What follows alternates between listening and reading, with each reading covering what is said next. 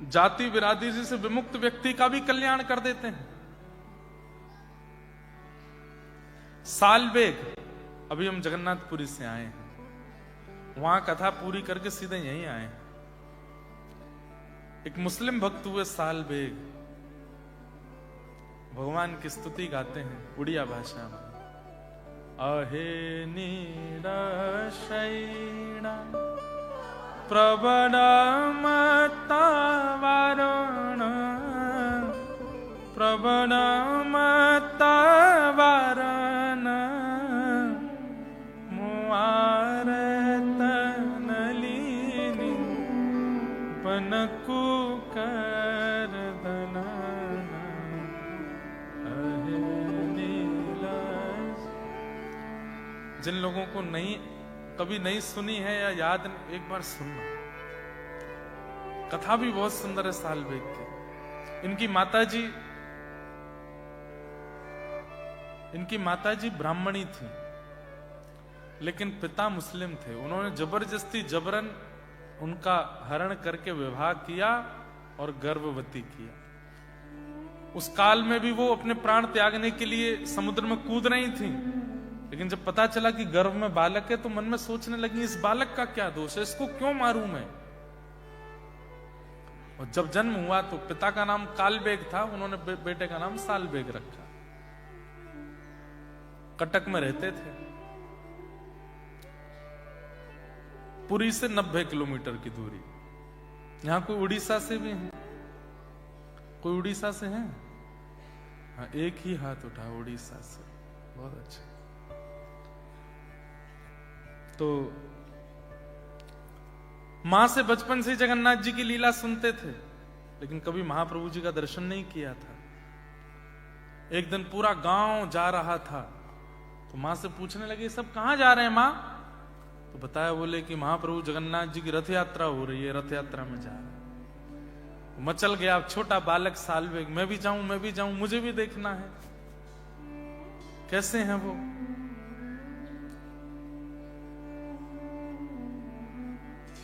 नहीं बेटा तू मत जा। क्यों?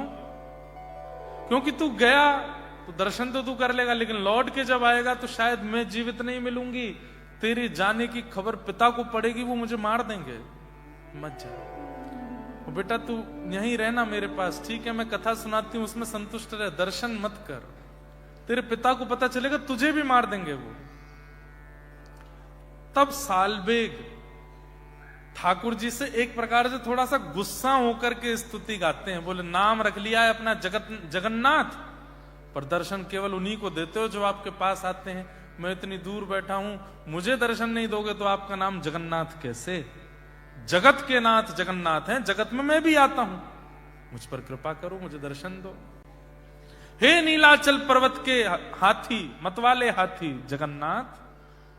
अभी 14-15 तारीख में रथ यात्रा होगी महाप्रभु जगन्नाथ जी की। मैं क्या बताऊं आपको, क्या सुख है जगन्नाथपुरी का। हम यहां से लौट के जाएंगे, फिर से जगन्नाथपुरी जाएंगे महाप्रभु जगन्नाथ जी के उल्टे रथ का दर्शन करने। सीधे रथ में तो यही है, 20 को यहां से लौटेंगे, 1-2 दिन कुछ कार्य वो करके 24-25 में महाप्रभु जी वापस लौटेंगे गुंडीचा से, तब मैं जाऊंगा एक बार और दर्शन करने। क्या अद्भुत ठाकुर जी का दर्शन है, मैं उसका वर्णन नहीं कर सकता। महाप्रभु जगन्नाथ जी जब मंदिर से निकलते हैं तो अपने सिर पर जो वो एक मुकुट पहनते हैं उसको ताहिया बोलते हैं। क्या बोलते हैं? ताहिया।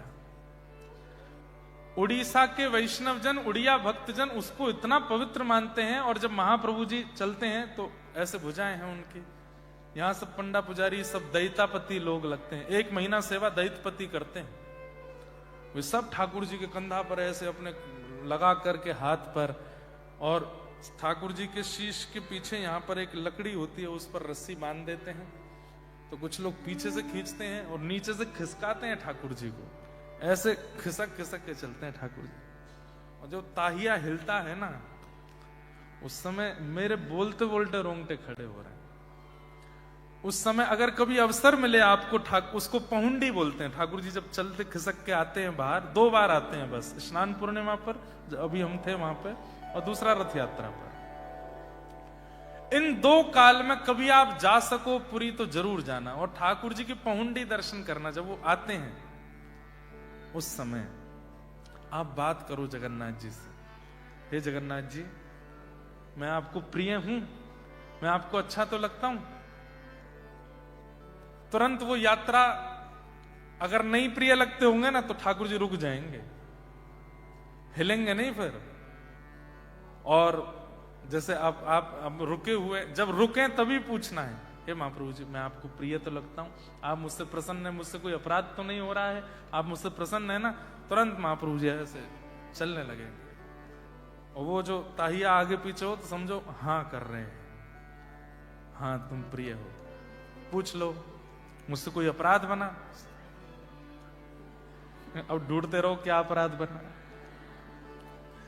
और एक तो अद्भुत है कि जैसे जगन्नाथ जी जहां से भी जा रहे हो, तो जैसे मान लीजिए इधर से आ रहे हैं और आप इधर खड़े हैं, और महाप्रभु जी ऐसे जा रहे हैं, जैसे सामने आवे, एक बार कहना, हे महाप्रभु जी, एक बार मुझे इधर देखोगे नहीं, एक बार मेरी ओर देख लो।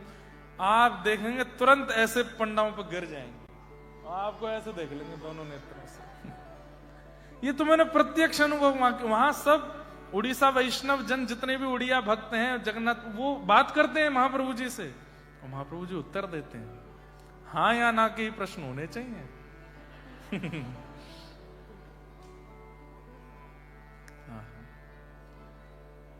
सालवेग ने जब स्तुति गाई, यहां रथ पर आरूढ़ महाप्रभु जगन्नाथ जी का रथ रुक गया, नहीं बढ़ा आगे। गजपति महाराज ने जाकर के प्रणाम किया, हे महाप्रभु क्या अपराध हुआ, आपका रथ क्यों नहीं बढ़ रहा है। तब आपने स्वप्न आदेश करके राजा को कहा, एक भक्त मेरा है छोटा सा, दूर से मुझे पुकार रहा है, जब तक यहां नहीं आएगा मेरा रथ आगे नहीं बढ़ेगा।